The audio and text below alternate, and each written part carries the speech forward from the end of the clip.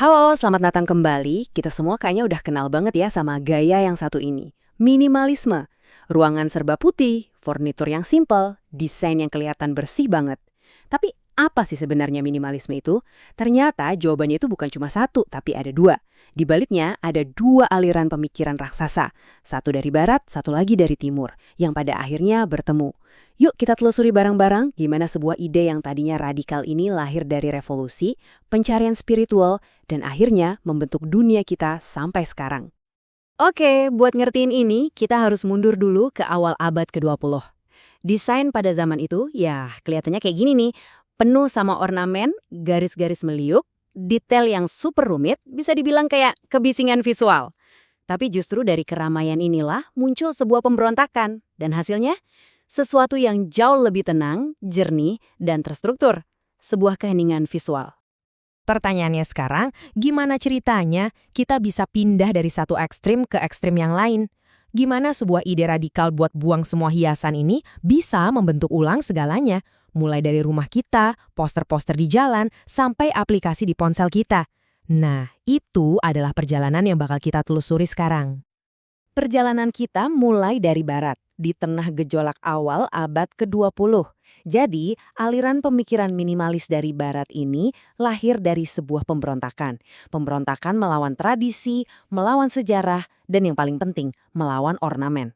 Ini adalah sebuah gerakan yang didorong oleh logika, rasionalitas, dan semangat zaman mesin yang waktu itu lagi gencar-gencarnya. Nah, ini dia nih percikan apinya. Di tahun 1908, arsitek asal Austria, Adolf Loos, itu melempar sebuah bisa dibilang bom intelektual lewat esainya yang judulnya Ornamen dan Kejahatan. Bayangin deh, di tengah budaya Wina yang super mewah dan penuh dekorasi, pernyataan ini bukan cuma kritik soal gaya. Ini tuh kayak deklarasi perang. Loos secara radikal menyamakan dorongan untuk mendekorasi itu sama kayak perilaku kriminal dan tanda kemunduran sebuah budaya. Gila kan?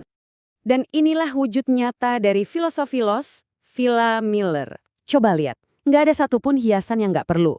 Buat dia, ini bukan cuma soal estetika loh. Ornamen itu pemborosan tenaga kerja, material, dan modal.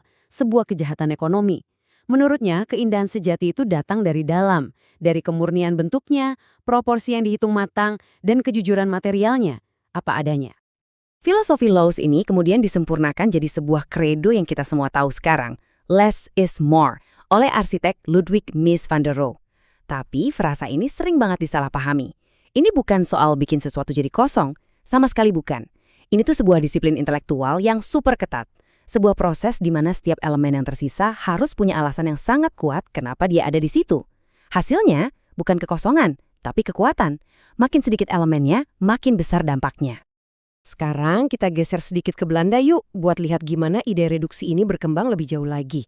Di tengah dunia yang hancur lebur karena Perang Dunia Pertama, sekelompok seniman yang menamakan diri mereka De Stijl, yang artinya sang gaya, memulai sebuah misi yang utopis banget.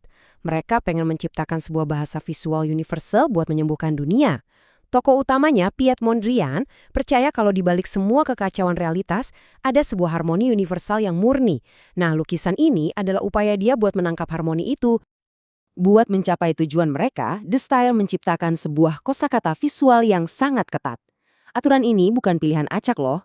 Garis vertikal dan horizontal itu melambangkan dua kutub universal, yang spiritual dan yang duniawi. 3 warna primer adalah sumber dari semua warna.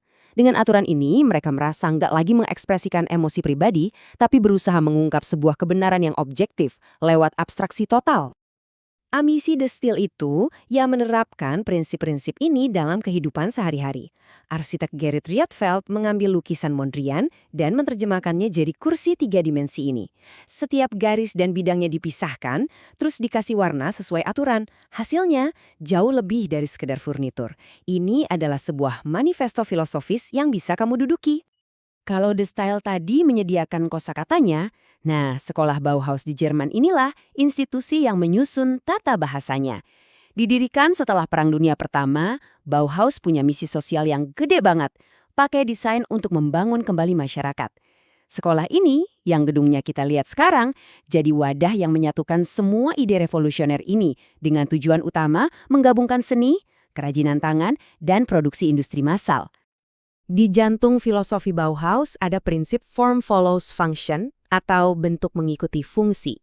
Sekali lagi, ini bukan cuma berarti praktis doang ya.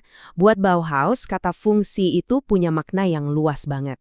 Ada fungsi psikologis, gimana objek itu berinteraksi sama kita. Ada fungsi material, gimana material dipakai secara jujur. Dan fungsi produksi, gimana objek itu bisa dibuat secara efisien. Jadi, keindahan itu bukan lagi sesuatu yang ditambahkan di luar, tapi sesuatu yang terungkap dari esensi fungsional sebuah objek itu sendiri. Warisan Bauhaus dalam desain grafis itu masih kita rasakan sampai hari ini loh. Mereka yang memelopori penggunaan huruf sans serif yang dianggap lebih modern dan demokratis dibanding huruf serif yang penuh ornamen. Mereka juga yang menyempurnakan penggunaan grid untuk menciptakan tata letak yang logis. Dan yang paling penting, mereka mengubah peran desainer dari sekedar seniman dekoratif menjadi insinyur informasi, seseorang yang tugasnya adalah mengorganisir informasi biar jernih dan efektif. Keren kan? Oke, sampai sini cerita minimalisme kedengarannya sangat rasional, sangat logis, sangat barat ya. Tapi itu baru separuh cerita. Untuk mendapatkan jiwa dan kedalamannya, kita harus pindah ke timur, ke sebuah filosofi yang tenang, kontemplatif, dan udah menghargai kekuatan dari kekosongan selama berabad-abad. Konsep kuncinya di sini adalah ma. Ini sering banget diartikan secara keliru sebagai ruang negatif. Padahal dalam pemikiran Jepang, ma itu bukan sekedar kekosongan pasif. Ia adalah entitas yang aktif. Coba deh bayangin jeda hening di antara not-not musik yang justru menciptakan ritme, atau jeda dalam percakapan yang ngasih bobot pada kata-kata yang diucapkan. Nah, itulah ma, elemen sadar yang memberi bentuk dan makna pada segala sesuatu di sekitarnya. Dan gak ada contoh yang lebih sempurna buat ma selain Taman Zen di Ryoanji ini. Apa yang kamu lihat? Mungkin 15 batu. Tapi, elemen utamanya sebenarnya adalah hamparan kerikil putih yang luas itu. Kerikil itu bukan latar belakang. Ia adalah ma, elemen aktif yang menyatukan komposisi dan kasih makna mendalam pada setiap batu. Ini adalah pemahaman bahwa apa yang tidak ada itu sama pentingnya dengan apa yang ada. Konsep kunci kedua dari timur adalah wabi-sabi. Ini bukan gaya, tapi sebuah pandangan dunia. Wabi-sabi adalah kebalikan langsung dari idealisme barat yang selalu mencari kesempurnaan mesin. Sebaliknya, wabi-sabi justru merayakan keindahan dalam ketidaksempurnaan. Ia menemukan keanggunan pada kayu yang mulai lapuk atau warna kain yang memudar seiring berjalannya waktu. Cangkir teh ini adalah perwujudan wabi-sabi. Bentuknya nggak simetris sempurna, glasirnya nggak merata. Tapi keindahannya justru ada di situ, pada karakternya yang unik, jejak tangan pembuatnya, dan rasa tenang yang dipancarkannya. Ini adalah penghargaan terhadap sejarah dan jiwa yang terkandung dalam sebuah objek, bukan cuma soal fungsinya aja. Nah, sekarang kita sampai di momen yang paling penting, pertemuan antara dua aliran pemikiran ini.